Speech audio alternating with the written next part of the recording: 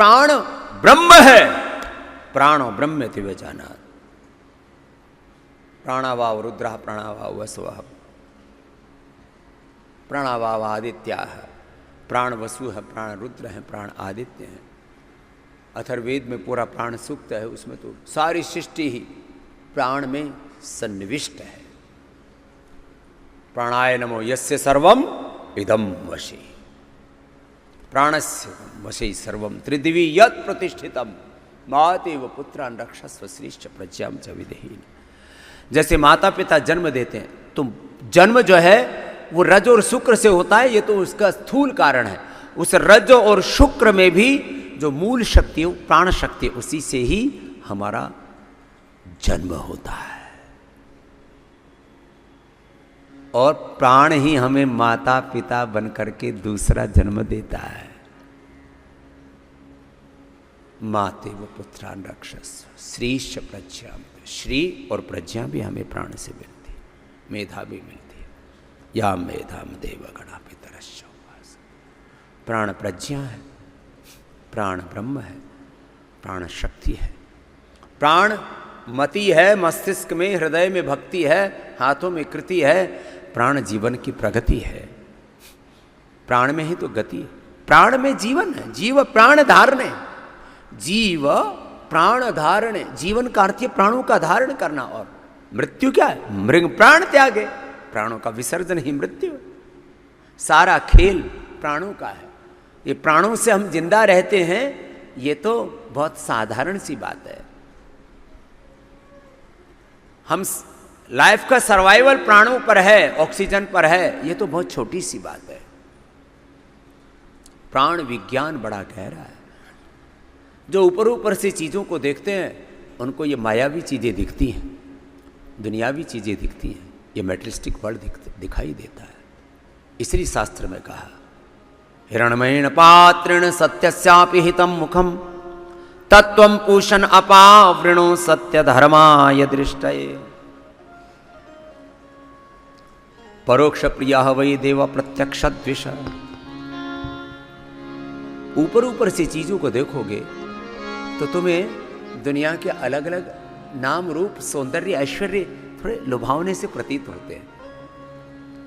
और ये भी संसार का एक आकर्षण है। प्रभु ने इसलिए बनाया है सभी आकर्षण कि तुम ऊब न जाओ।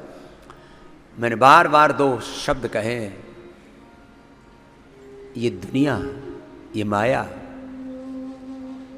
प्रभु को भुलाने के लिए नहीं बनाई, प्रभु की ओर बुलाने के लिए बनाई है। क्या बोला?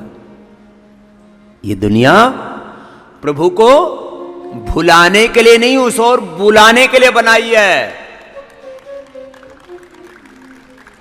तू देख तो सही, विष्णु कर्माणि पश्यते यतो व्रतानि पस्पसे इंद्रस्य युज्यसे। भगवान ने ये बुद्धि, ये दिमाग प्रभु को भुलाने के लिए नहीं, प्रभु को पाने के लिए बनाया है। आदमी दिमाग का प्रयोग भगवान को भुलाने के लिए ज्यादा, प्रभु को पाने के लिए कम प्रयोग करता है। ये मैंने बड़ों से भी सुना है और ये अनुभव में भी आता है, ऐसा ही हो रहा है।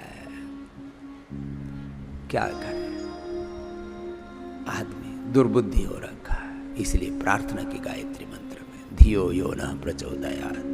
प्रभु हमारी बुद्धि को सन्मार्ग पर चलाओ। प्रभु जरा सा भी कहीं दर्द नहीं होना चाहिए, एड़ी में, घुटने में, कमर में, कहीं पर। इसके लिए हम एक्यूपंक्चर कराते हैं, एक्यूप्रेशर कराते हैं, वात मोक्षण कराते हैं, श्रृंगी करवाते हैं, अभ्यंग कराते हैं, स्टीम देते हैं, स्नेहन स्वेदन कराते हैं, विरेचन कराते हैं, वमन कराते हैं, बस्ती वात हराणम, वमनम कफ पित्ता हराणम। बहुत जबरदस्त चीज है ये। वात रोग होने पर ज्यादा ही अंदर से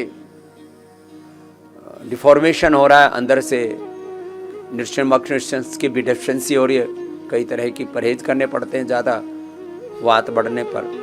तो फिर ऑर्थो केयर लिया करो। वात दोष ज़्यादा बढ़ गए हैं तो फिर 5 चीज़ों का जूस तो अप्रतिम है। एलोवेरा की लोय,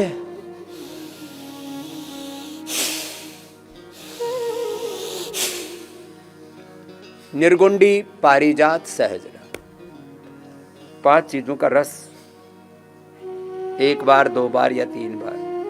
वात का वेग कितना है, डोज रोग के वेग के अनुरूप, रोग कितनी मात्रा में। रोग तो युद्ध की तरह है। युद्ध में हथियार कैसे प्रयोग किए जाते हैं? पहले तो आमने सामने की लड़ाई होती है, उससे भी जब बात नहीं बनती तो फिर मिसाइल दागी जाती हैं, गोले, मिसाइल, फिर भी बात नहीं बनती तो अंतिम हथियार है ना परमाणु बम, वो थोड़ी पहले ठोका जाता है। तो हम लोग हर चीज में परमाणु बम यूज कर रहे हैं, हर चीज में सिंथेटिक दवा, स्टीरॉयड, बायोलॉजिकल्स। अरे बाहर कह रहे हो कि परमाणु बम डाल दिया तो विस्फोट हो जाएगा, विध्वंस हो जाएगा, दुनिया मर जाएगी। तुम अपने भीतर ये परमाणु बम डाल रहे हो, जो स्टीरॉयड ले रहे हो, एंटीबायोटिक्स ले रहे हो, बायोलॉजिकल्स ले रहे हो, लाइफ सेविंग ड्रग्स के नाम पर तुम अपने शरीर में जहर घोल रहे हो, अपने साथ क्रूरता, अन्याय, इनजस्टिस कर रहे हो।